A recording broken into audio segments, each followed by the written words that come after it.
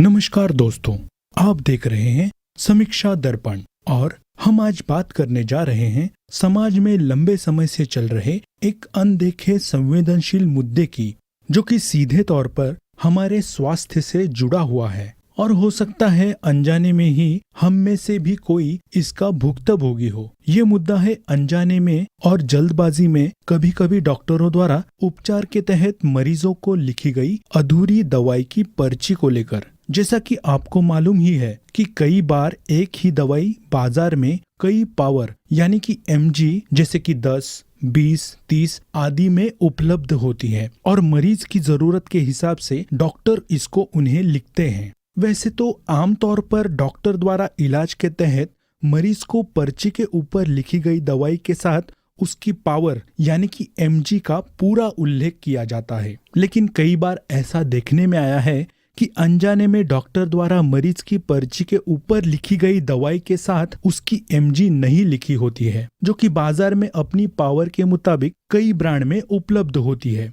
ऐसी ही लिखी गई एक अधूरी प्रिस्क्रिप्शन स्लिप हम आपको यहाँ दिखा रहे हैं, जिसमें लिखी गई दवाई बाजार में कई पावर यानी कि एमजी में उपलब्ध होती है और ऐसे में केमिस्ट को ये नहीं पता चल पाता कि मरीज को दवाई की कौन सी एमजी दी जाए। जैसे कि दिखाई गई पर्ची में लिखी गई दवाई एस्प्रिन और एटरवाइस्टेटिन बाजार में कई ब्रांड यानी कि एमजी जैसे कि 10+75, 20+75, 150+20 आदि में उपलब्ध होती है, जिससे कि मेडिकल स्टोर चला रहे फार्मासिस्ट के सामने उलझन वाली परिस्थिति पैदा हो जाती है कि वो मरीज को कौन सी एमजी वाली दवाई दे। ऐसे में अगर ऐसी स्थिति बन जाती है कि डॉक्टर को दवाई की पावर के बारे में पूछा जा सकता है, तब तो मरीज को दवाई सही एमजी के साथ उपलब्ध हो जाती है। वरना ज्यादातर ऐसा देखा गया है कि कई कारणों से डॉक्टर के साथ संपर्क नहीं हो पाता है और केमिस्ट को ऐसी असहाय अवस्था में उपलब्ध विभिन्न ब्रांडों में से सबसे कम पावर यानी कि एमजी वाली दवाई मरीज को देनी पड़ती है, जो कि हो सकता है कि मरीज की जरूरत को पूरा न कर सके। यहाँ दिखाई गई प्रिस्क्रिप्शन स्लिप अपने आदर्श पहलू के अंतर्गत इस तरह होनी चाहिए थी। हम में से भी कुछ लोगों ने अपनी जिंदगी में मेडिकल स्टोर से दवाई लेने के दौरान इस अधूरी दवाई की पर्ची की वजह से इस अनुभव का सामना जरूर किया होगा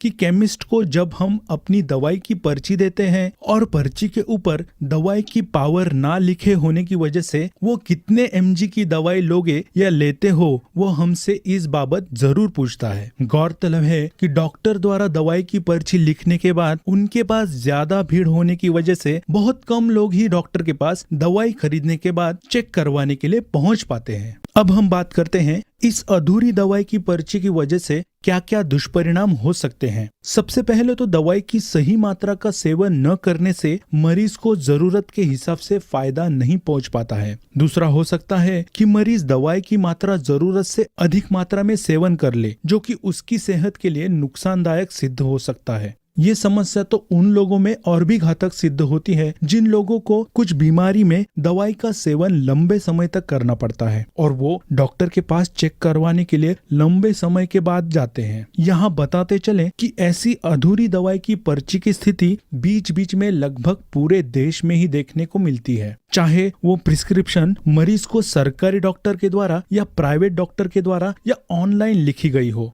हमने अपने स्तर पर इस मामले को प्रूफ सहित हिमाचल प्रदेश के उच्च स्वास्थ्य अधिकारियों को भी अवगत करवाया था और उन्होंने भी इस तरह की प्रैक्टिस को गैर जिम्मेदाराना और गुमराह करने वाला बताया था। लेकिन विभाग की तरफ से समाधान के तौर पर हमारे सुझाव के अनुसार प्रदेश स्तर पर कोई सकारात्मक परिणाम जैसे कि संबंधित अधिकारियों को इस संबंध में सर्कुलर के द्वारा दिशा निर्देश जारी करना सामने नहीं आया। अंत में ये मुद्दा क्योंकि हमारे सेहत के साथ सीधा जुड़ा हुआ है, हम सबको ये जांच लेना चाहिए कि कहीं वर्तमान में हम भी तो कहीं अनभिज्ञ होकर गलत दवाई की मात्रा का सेवन तो नहीं कर रहे हैं और भविष्य में भी इस संबंध में जागरूक रहने की आवश्यकता है और मीडिया को भी राज्य स्तर पर और राष्ट्रीय स्तर पर भी अपने द्वारा जमीनी स्तर पर इस मुद्दे की छानबीन करके सरकार और संबंधित अधिकारियों को जागरूक करने की जल्द ही पहल करनी चाहिए। ताकि अनजाने में हो रही इस लापरवाही से जो मरीज दवाई की सही मात्रा का सेवन नहीं कर पा रहा है, जो कि उनकी बीमारी के लिए कम कारगर और अधिक घातक होने का कारण बन रहा है, उससे वो छुटकारा पा सके।